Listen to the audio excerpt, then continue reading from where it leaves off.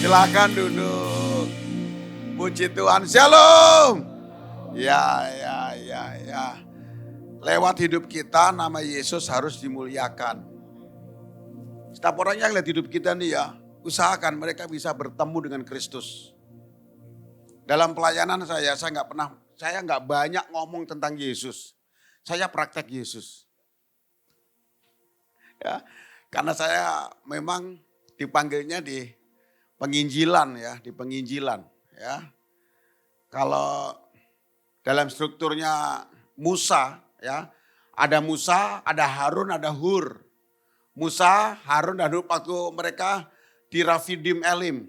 Ya, waktu Israel perang lawan Amalek. Ya, Amalek. Itu ada Musa, ada Hur, ada Harun. Ketika tangan Musa terangkat ke atas, yang di bawah siapa yang pimpin pertempuran? Anak buahnya Musa. Kalau nggak ada yang jawab saya gini terus. Siapa namanya? Y, depannya Y. Yosua.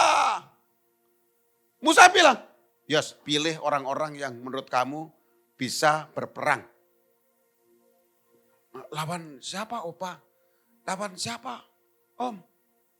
Amalek. Ya ampun, Amalek mulu. Amalek yang jelek, kata gitu tuh. Jadi mungkin saya ini bagian yang di bawah yang berperang langsung dengan Amalek. Mungkin ada orang sebagai Hur yang hanya pegangin tangannya Musa. Ada Harun yang pegangin tangannya Musa. Ya, saya mau yang perang di bawah langsung sama Amalek. Tapi nggak bisa sendiri, ya. Ada Musa di sana. Kalau engkau menang, tuh. Ada Musa yang lagi doa, ada Hur yang cuma sekedar pegangin tangannya Musa. Ya. Capek Musa maksudnya. Mus capek? Enggak Hur. Enggak. Run, Harun maksudnya. Kalau menang jangan sombong. Saya doa. Enggak, semua berkaitan. Ya. Yang penting lewat hidup kita ini nama Yesus dimuliakan. Nah beda dengan murid-murid Yesus. Sebelum Yesus terangkat ke surga, waktu Yesus masih bersama-sama dengan murid-muridnya, ada 12 orang. Ya, kalau menurut teman-teman nih, murid-murid Yesus sekolah atau tidak? Kayak kelompok A, pas. Oke, kelompok B. Menurut teman-teman, murid Yesus sekolah atau tidak? Sekolah, tapi nggak sampai madras. Madras itu tertinggi dan belajarnya sampai umur 30 tahun. Yesus sampai madras. Mungkin murid-muridnya di bawahnya madras. Kenapa pada saat Yesus ngajak Petrus, ngajak Andreas, itu mereka langsung mau karena seniornya dulu di sekolahan, gitu loh. Gitu loh. Dia paling jago loh, kumlot. Ya, ikut ah. Petrus mau gak kamu jadi murid? Wah, ini senior dulu nih. Bahkan sampai madras. Makanya ketika umur 12 tahun Yesus sudah gak kelihatan. Ya kan? Nongol-nongol umur berapa? 30. Kemana ya 12? Kemana tuh dari 12 sampai 30 itu? Ya, banyak orang Kristen, waduh, ngomongnya gak ada di Alkitab. Kemana Yesus waktu umur 12 gak kelihatan, tiba-tiba nongol umur 30. Kemana ya? Ke India. Gitu. Ngapain? Bikin roti cane. Yesus sekolah madras. Sampai umur 30 untuk bisa jadi rabi. Pengajar, moreh. Itu harus sekolah sampai umur 30 tahun. Nah murid-muridnya itu kenal Yesus. Kenal, makanya dia mau ketika diajak jadi muridnya. Mau. Dia jago ngajarnya. Jago dia, ikut ah. Ya, dulu saya gak sampai madras, siapa tahu ketularan ilmu gitu. Jadi dipanggil 12 orang. Jadi murid Yesus. Karena merasa teman, sampai akhirnya mujizat apa yang murid-murid lakukan selama mereka bersama-sama dengan Yesus. Ada gak mujizat yang murid-murid lakukan?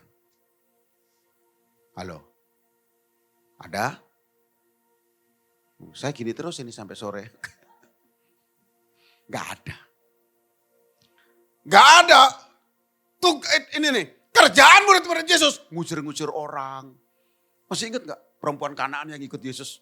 Sambil teriak-teriak, Tuhan anak Daud, kasihanilah aku, Tuhan. Yesus kan diem. Muridnya merasa dapat angin. Guru, mohon izin ya, aku usir. Kayak gitu. Terus ada orang lain yang bisa mengusir setan. Dan dia lapor nih. Lemes banget nih murid-murid nih. Tahu lemes. Padahal ya dalam kehidupan berumah tangga nih, suami istri nih. Yang sering banyak bicara laki-laki atau perempuan? Nah ayo, yang sering banyak ngomong di rumah nih, perempuan atau laki-laki? Perempuan. Laki-laki itu pendiam. Karena keturunan Adam. Coba ngomong Adam. Kalau perempuan?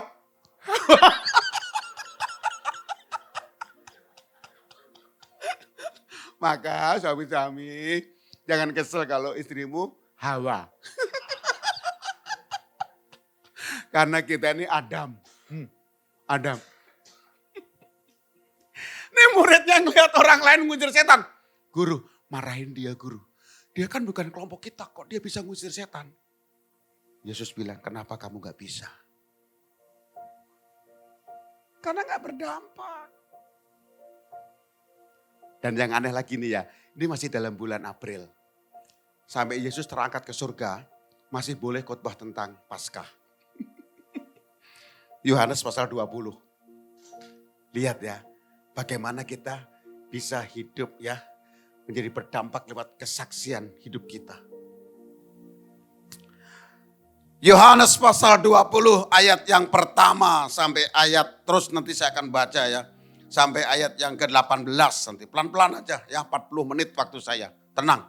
Kebangkitan Yesus. Pada hari pertama minggu itu pagi-pagi benar.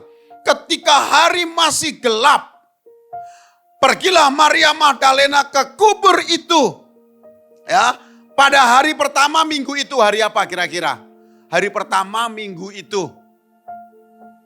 Hari pertama minggu itu. Hari Minggu. Karena mereka liburnya hari Sabtu, hari Sabat. Kalau saya ngomong di Arab hari pertama minggu itu hari Sabtu. Karena mereka liburnya hari Jumat. Kalau saya ngomong di Indonesia hari pertama minggu itu hari Senin. Karena kita liburnya hari Minggu. Kalau engkau pengen 3 hari libur berturut-turut, Jumat di Mesir, Sabtu di Israel, Minggu di Indonesia. Engkau libur 3 hari. Makanya kadang-kadang teman-teman yang dari Mesir kalau kirim email hari Minggu, kok gak dijawab hari? Kita libur. Mereka sudah hari kedua. Gitu. Pada hari pertama minggu itu hari Minggu. Pagi-pagi benar ketika hari masih gelap. Pergilah Maria Magdalena ke kubur. Keren loh Maria ini ya. Wanita pemberani. Pagi-pagi benar ketika hari masih gelap. Pergi kemana? Kubur. Ibu-ibu ada yang kayak gitu. Pagi-pagi dandan rapi, udah dandan. Sis mau kemana? Kuburan.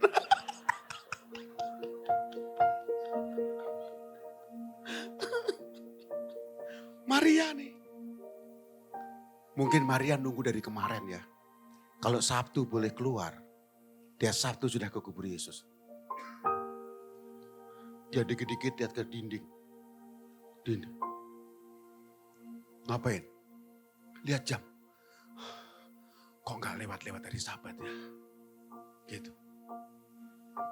Cicak-cicak di dinding. Diam-diam berharap. Kok begitu pagi benar jalan. Terus sampai di sana sama-sama ia melihat 2, 3. Ia melihat bahwa lagi sama-sama 2, 3. Ia melihat bahwa batu telah diambil diambil dari kubur. Mari lihat. Ya ampun. Ya. Apa yang diambil dari kubur? Batu. Sama-sama bilang batu. 2, 3. Kira-kira Maria masuk gak? Ya ampun Tuhan. Ya ayat 2. Ayat 2. Ia berlari. Tuh, kira-kira masuk enggak? Terus kemana? Balik kanan. Balik kanan. Ia berlari mendapatkan Simon Petrus dan murid yang lain yang dikasih Yesus. Dan berkata, sama-sama Tuhan, 2, 3. Tuhan telah diambil orang dari kubur dan kami. Simon maksudnya. Pet, Andreas, Tuhan diambil orang.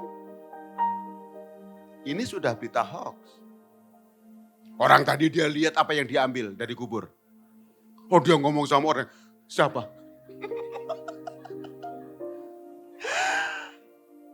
Itu menggunakan hawanya tidak tepat.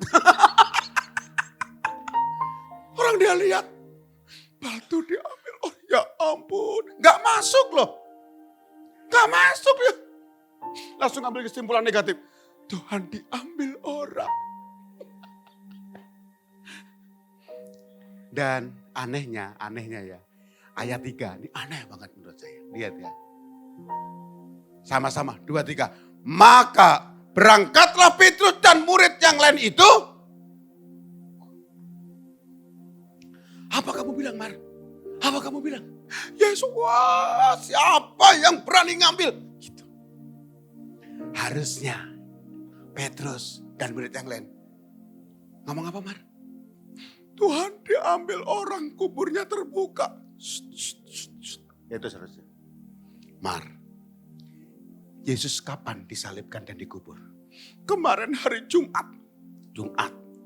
Sekarang hari apa? Minggu itu. Jumat, Sabtu, terus Minggu. Hari keberapa? Ketiga. Makanya kalau Yesus ngomong tentang ngajar tentang kebangkitan, ngajar yang lain, jangan main handphone.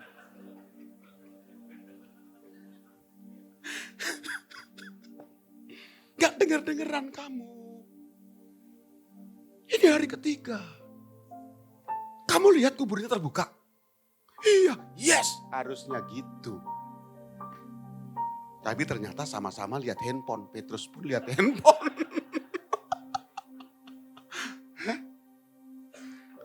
Terus kalau orang kayak gini ya, kesaksian hidupnya gimana coba? Harusnya Petrus bilang, yes, hari ketiga ini, Mar. Tenang, Mar.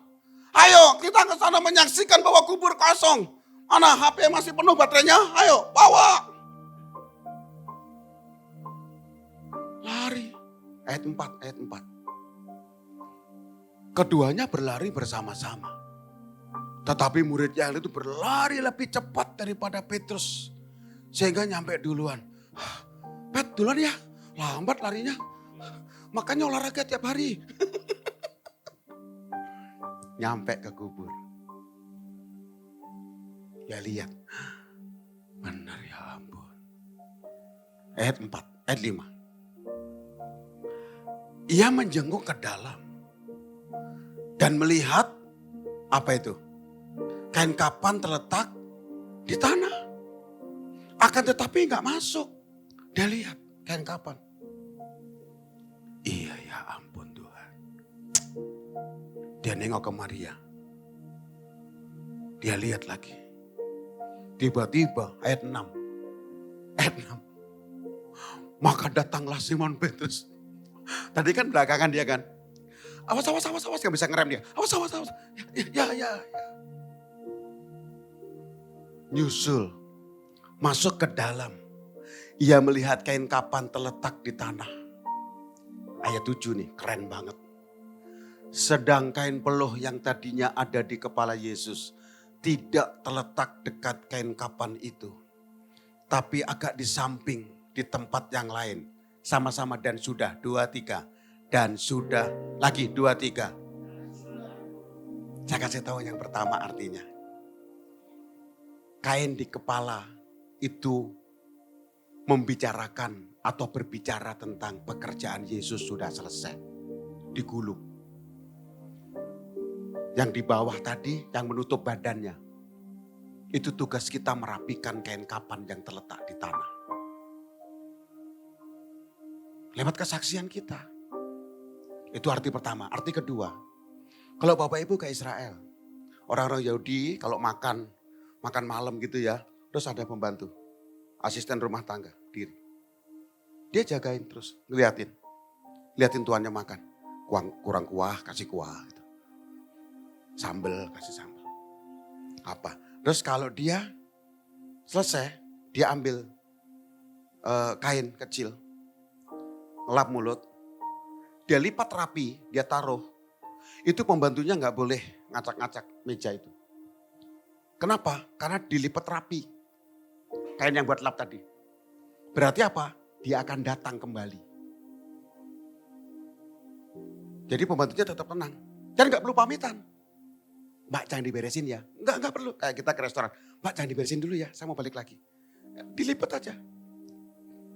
Mungkin dia punya urusan keluar, dia balik lagi. Karena masih dilipat rapi. Kecuali dia sudah lap, lalu berantakan, taruh. Dia mesti ngomong sama pembantunya. Terima kasih Mbak. Terima kasih Mas. Gak mungkin balik kalau udah berantakan. Yesus yang mengikat kepala terlipat rapi. Berarti apa? Dia akan datang kembali. Kapan? Setelah kita sama-sama merapikan kain kapan yang terletak di tanah. Bagaimana caranya? Jadi kesaksian. Itu cara kita merapikan kain kapan. Lewat panggilan kita masing-masing. Mungkin aku panggilannya di sisi sebelah kiri. Ayo, kok gak bisa egois? Kok lipat duluan? Gak bisa bareng-bareng. Bareng-bareng lipatnya, ayo. Harus ngerti panggilanmu. Kalau gak ada panggilan jadi gembala. Jadi Yosua tadi. Perang. Wah, ku kalahkan musuh dan melompat tembok. Haleluya. Yosua. Musanya di atas. Ku bersyukur Bapa. Harunnya di samping. Sambil sesekali ngomong amin. Ketika tangannya Musa penat. Dinaikin. Ini enggak. Berita hoax. Dia lihat kain kapan letak di tanah. Ayo dirapikan sama-sama. Karena apa? Yesus pasti balik. Yesus pasti datang kembali.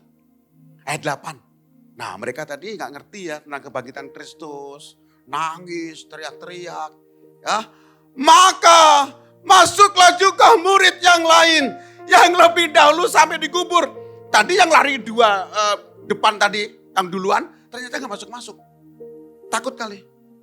Gak. Kan cuman batu yang diambil kan. Kan Yesus masih ada di situ. Dia takut. Tiba-tiba wow gitu tuh. Gak masuk. Maka masuklah juga murid yang lain. Yang lebih dahulu sampai dikubur itu. Sama-sama dan ia melihat. Dan berdua tiga. Dan ia melihat dan percaya.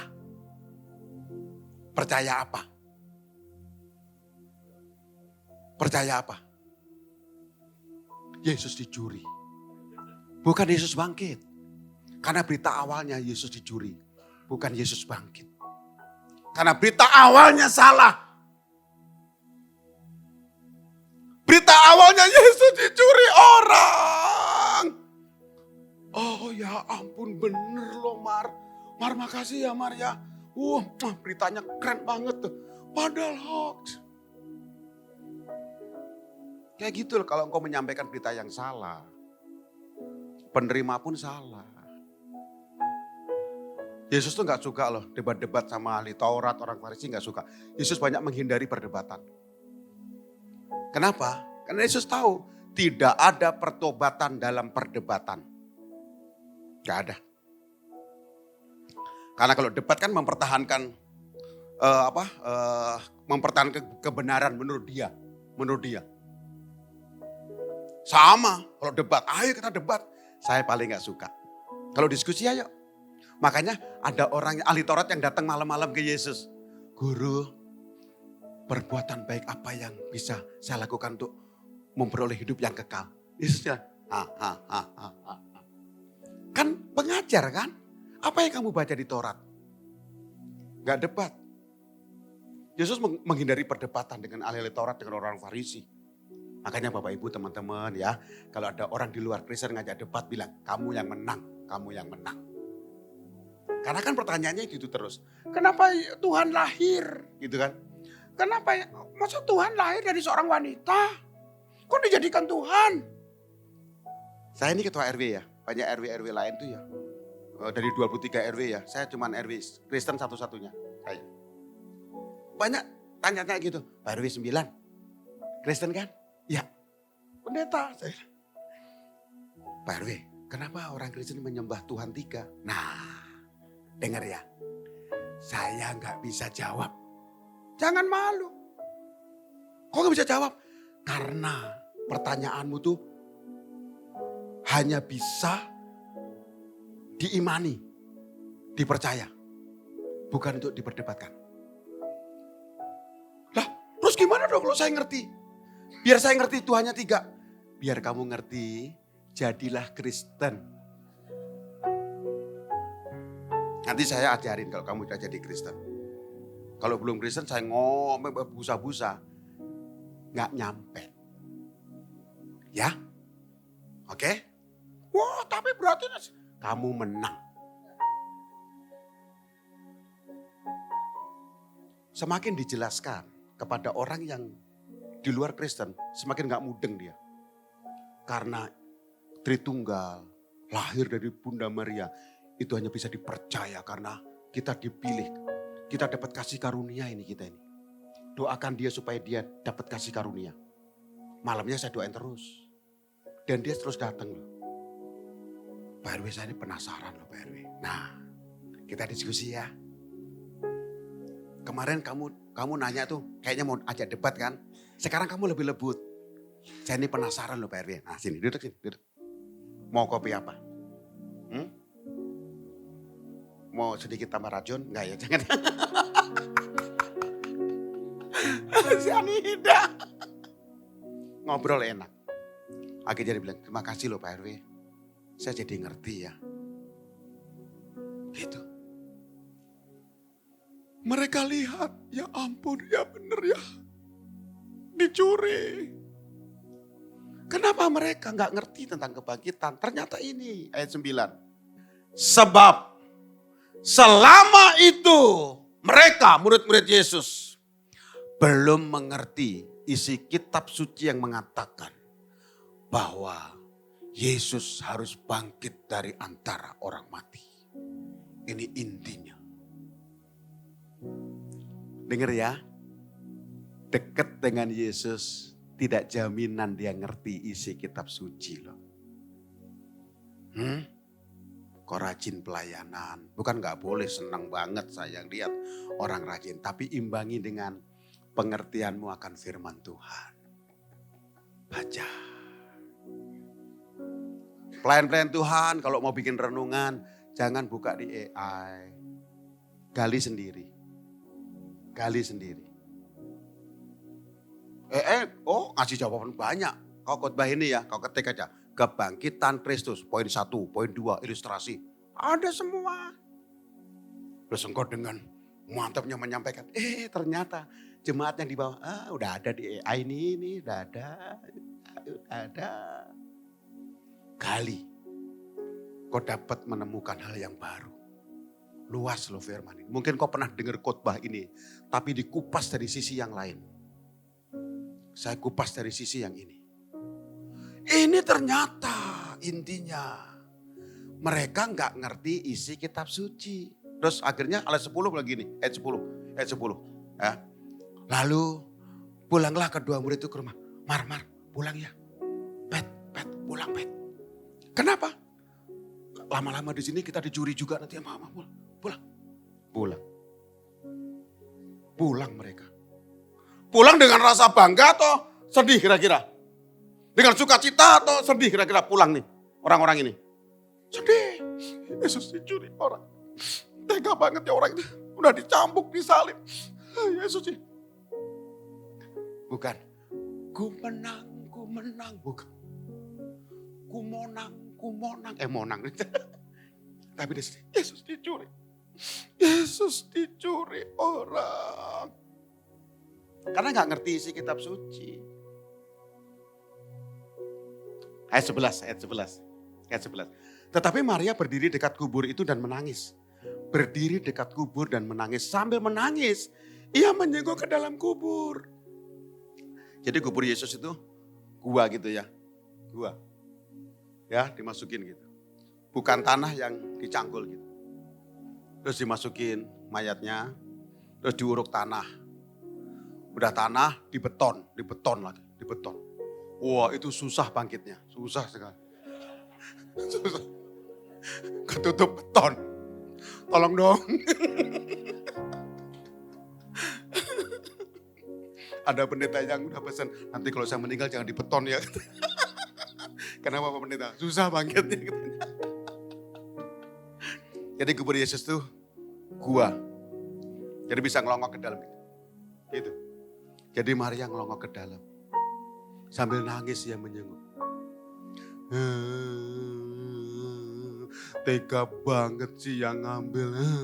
Gitu. Terus ayat 12. Lucu ya Maria, lucu banget ya. Bukan gitu suaranya ngebas bukan. Tega banget. Ayat 12. Oke. Dan tampaklah olehnya 2 orang malaikat berpakaian putih. Yang seorang duduk di sebelah kepala dan yang lain sebelah kaki di tempat mayat Yesus. 2 orang malaikat diutus oleh Tuhan. Kat, malaikat maksudnya. Kat, iya Tuhan, turun. Maria kasihan itu. Kenapa? Dia nangis lihat aku, dia nyari aku. Turun Kat, turun. Gak mempan.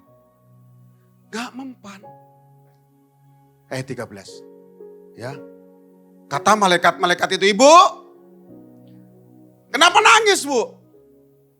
Maria menjawab, Tuhanku telah diambil orang dan aku tidak tahu di mana ia diletakkan. Pikirannya gitu terus. Gak nengok loh siapa yang teriak itu. Bu, dari siapa Bu? Dia gak nengok gitu gak. Tuhanku diambil orang, aku gak tahu di mana diletakkan. Gak mempan malaikat. Malaikatnya, Tuhan masih nuduh. Dicuri terus Tuhan. Udah naik. Gak mempan kamu. Suruh naik. Ayat 14.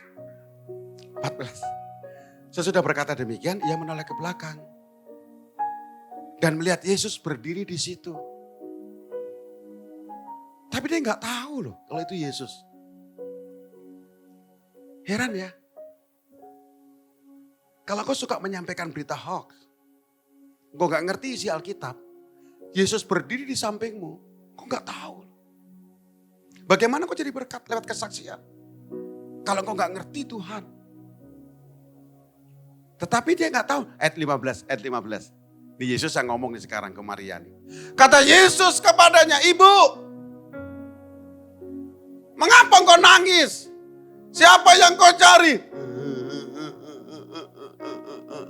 Dia nengok. Siapa lagi nih orang nih nanya-nanya nih. Maria menyangka orang itu adalah yang jaga kuburan. Disebutnya apa? Yang jaga kuburan tuh. Kuncen. Kalau orang Jawa bilang kuncen. Kuncen tuh di Jawa tuh bisa juga sekaligus merangkap jadi dukun. Siapa lagi nanya-nanya? Siapa? Nanya. Karena pikirannya tadi itu. Terus dia ngomong gini. Tuhan, Pak, jika Bapak yang mengambil dia, gitu. Malah nuduh Yesus yang nyuri. Jangan-jangan kamu yang nyuri. Pura-pura nanya. Modus ini.